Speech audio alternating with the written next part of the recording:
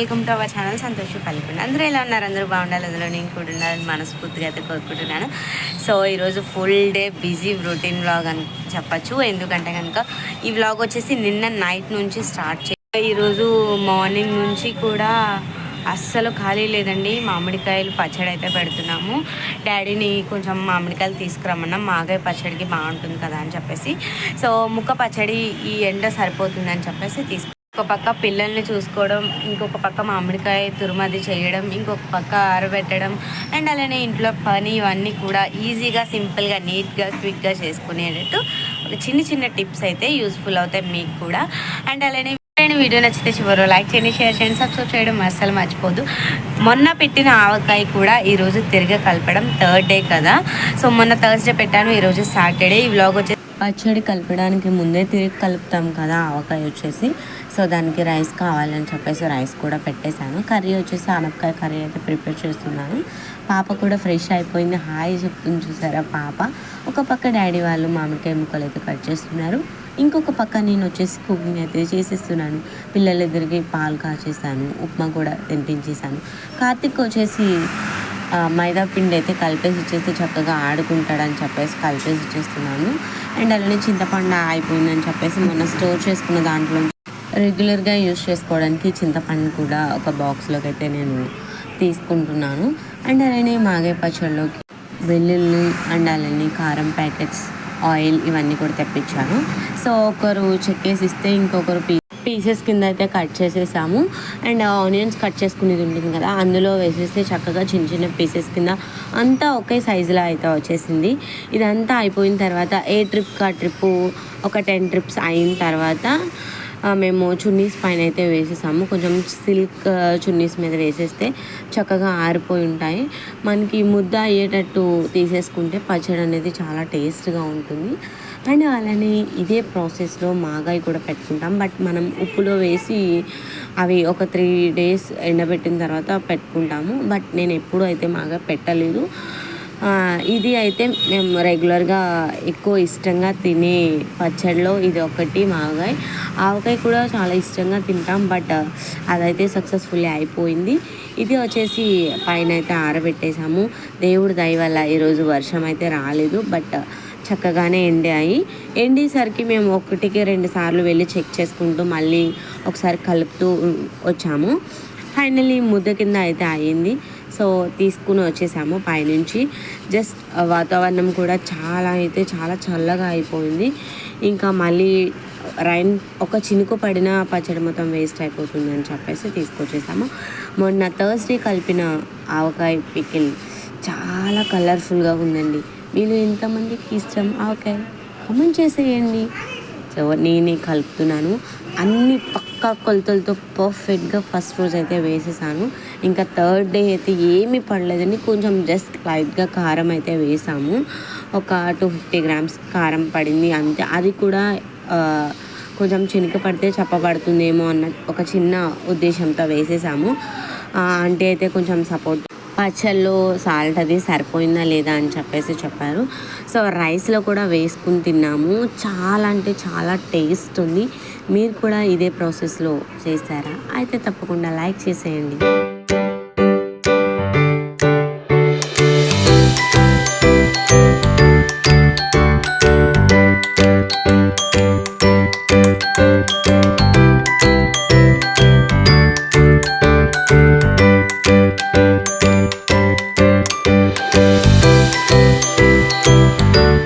Aunty, నేను, అత్తయ్య వాళ్ళ అమ్మాయి, కార్తిక్, డాడీ, అంకుల్ వీళ్ళందరూ కూడా టేస్ట్ చేసేసాము.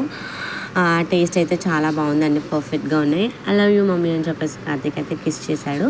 సో అత్తయ్య వాళ్ళ అమ్మాయి రైస్ అయితే తీసుకొచ్చింది. యాక్చువల్లీ ఆ టబ్లోనే రైస్ వేద్దాం అనుకున్నాను.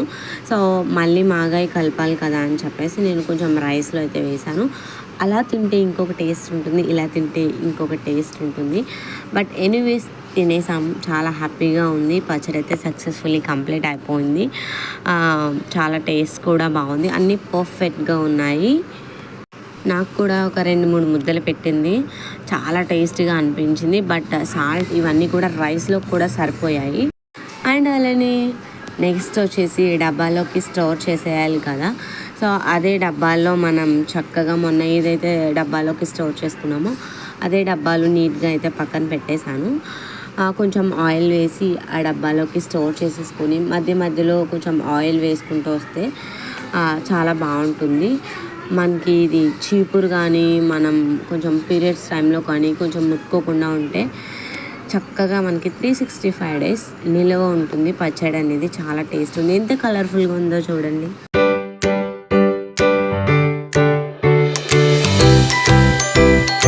ఫైనల్లీ ఆవకాయ 2 డబ్బాల్లోకి స్టోర్ చేసేసాను. ఇప్పుడు మాగాయ వచ్చేసి అదే టబ్లో నేను కలిపేస్తున్నాను. 2 కుంచాలు ముక్కలు అయితే అయ్యాయి. సో దీనికి కూడా పక్కా కొలతలు మనం పర్ఫెక్ట్గా పచ్చడి అనేది పెట్టుకోవచ్చు.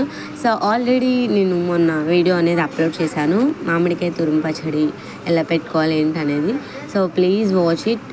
అండ్ అలానే ఒక ప్లేట్లోకి అయితే తీసేసుకున్నాను, ఒక పళ్ళెంలోకి. నెక్స్ట్ వచ్చేసి ఆ ముక్కలన్నీ కూడా నేను టబ్లో వేసేసుకుని నెక్స్ట్ వచ్చేసి మనం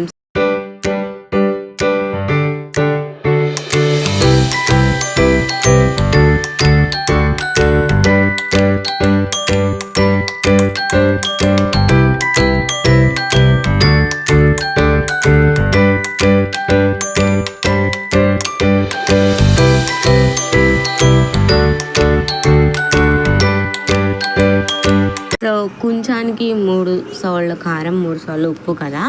సో దానికి తగ్గట్టే నేను 2 కొంచాలకి 3 తవ్వల కారం అయితే వేసేసి సాల్ట్ వచ్చేసి హాఫ్ ది అయితే వేసాను. మొత్తం కలిపిన తర్వాత టేస్ట్ చేసేటప్పుడు కొంచెం సాల్ట్ తక్కువ ఉందని చెప్పేసి ఇంకొంచెం అయితే యాడ్ చేశాను.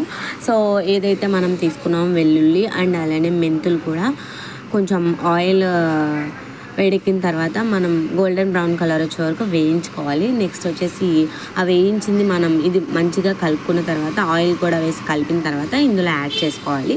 సో మొత్తం మిక్స్ చేయాలి. కొంచెం మనం గట్టిగా ఫోర్స్గా మిక్స్ చేస్తేనే మొత్తం అంతా మామిడికాయ ముక్కకే పడుతుంది.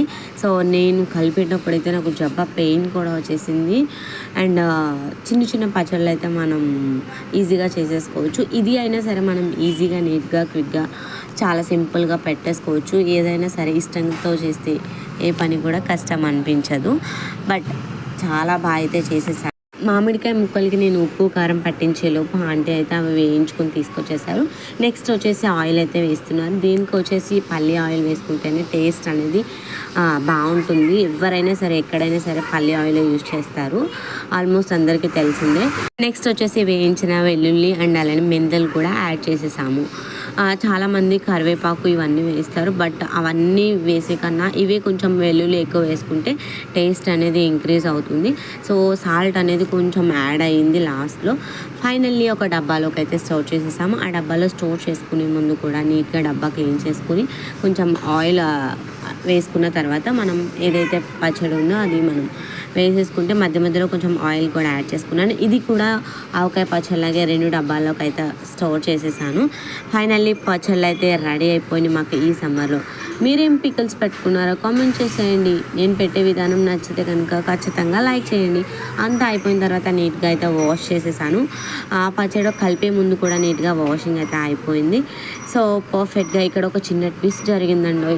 జస్ట్ మామిడికాయ ముక్కలు తెచ్చి కలిపి మేము స్టోర్ చేసే లోపు క్లైమేట్ మొత్తం చేంజ్ అయిపోయి ఫుల్ రైన్ అయితే స్టార్ట్ అయిపోయిందండి. అప్పటికి చిన్న చినుకులు పడుతున్నాయి. బట్ నేను ఏదైతే డబ్బాలోకి స్టోర్ చేసి లోపల పెట్టానో అప్పుడు ఫుల్ అయితే వచ్చేసింది.